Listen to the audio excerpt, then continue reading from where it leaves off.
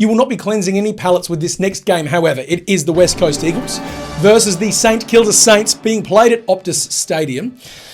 West Coast coming off of a very uninspiring win against a, frankly, excuse my language, bad Crows team. And St Kilda were embarrassed against Port. I think everyone expected... So I tipped Saints. I tipped Saints on this show. I felt confident in that. Let me down. There was 4 quarters of the most nervous football that you've ever seen. It was a tough... It was like the worst close game that I've actually ever seen. Like worst, I didn't feel any tension at all. No, it wasn't. And we weren't the only ones to back the Saints in my work league, work tipping competition. There's about 20 of us, and I reckon 18 out of 20 tipped the Saints. St Kilda got bet in from $2.15 on the morning of. I see it at $2.15. I looked at before the game; it was like $1.83. Yeah. So there's a big line movement. No one was betting on Port. No one was tipping Port. So yeah, interesting. And rightly so, because when Saints played well, they should have beaten Port when they were playing well, when they were kicking straight. As I said to you boys, like Saints have hurt me all year because guess what they do? They tickle the taint. Yeah, he was. They give me a tingle, get me excited, and guess what? Point. Or on the foot. Like, just kick straight. Like, it's actually not, it's not that hard. Watch Darcy Fogarty highlight videos. Watch his legs.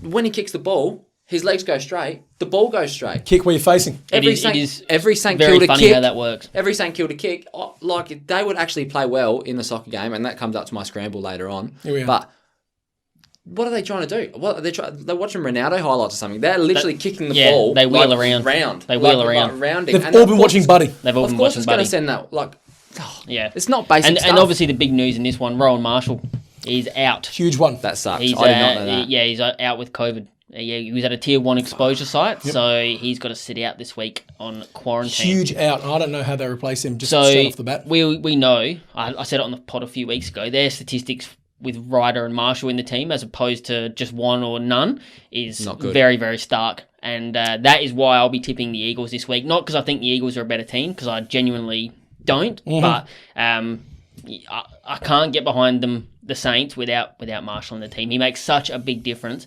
So that's it for me. Eagles 1-39. I've only got Eagles because St Kilda just can't kick straight. And now with Marshall out, definitely. Like, I don't want to back in the Eagles. They didn't even play that well against Adelaide. What, they win by 42 points. You described it was a bad That was all the last quarter game. though. Like, it was boring, man. You described it perfectly. An uninspired victory. It really wasn't. It was. They were 2 points up at halftime in a close game. Adelaide actually were winning, like, the kicks, winning all the statistics, and actually like winning the game if you didn't look at the score in that first half, and not by much. Like, they weren't. You know what do you get what I'm saying? Yes, like, if they were the better team, that is not good because we are not good. Like, we're not. For me to sit there at halftime and think, oh, we might have a sniff here.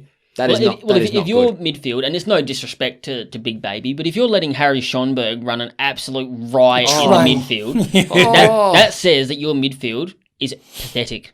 They just let him though. That was comfortably Schonberg's best game at AFL level. Comfortably. I would have thought so. Yeah. So if you're letting him run around and do that sort of stuff, what are guys like Don Dunstan and Jack Steele going to do? They are going to take the absolute mick. Hurt you permanent.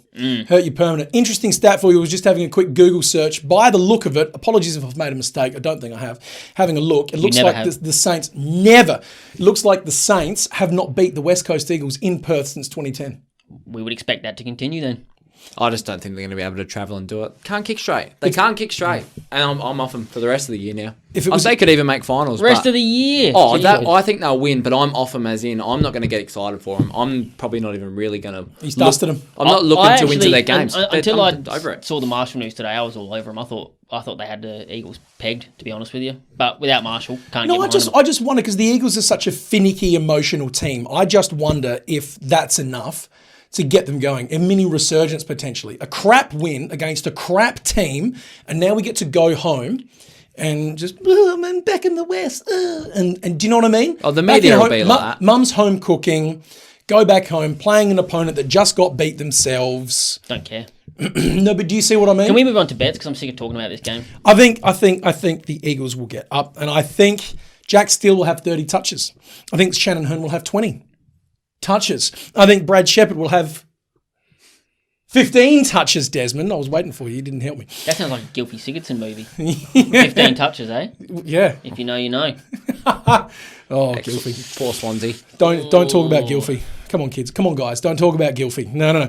Come on, kids. Luke Dunstan, 25 touches, and Bradley Hill, 20-plus disposals for mine. Also like a Jack Steele anytime goal. He's in a rich vein of form. Did you say Don Dunstan? Was he in your multi? Yes, 25 touches and $9.20 for that little lot. Perfect. Yep. I'd steal 30 plus, to be honest with you, but is that what you said? No, but I could get around it. He's gone over 30. Actually, I did. Sorry, Jack Steele, 30. He's gone 4 times in his last 5, so that's good enough for me to get on. That's big fat.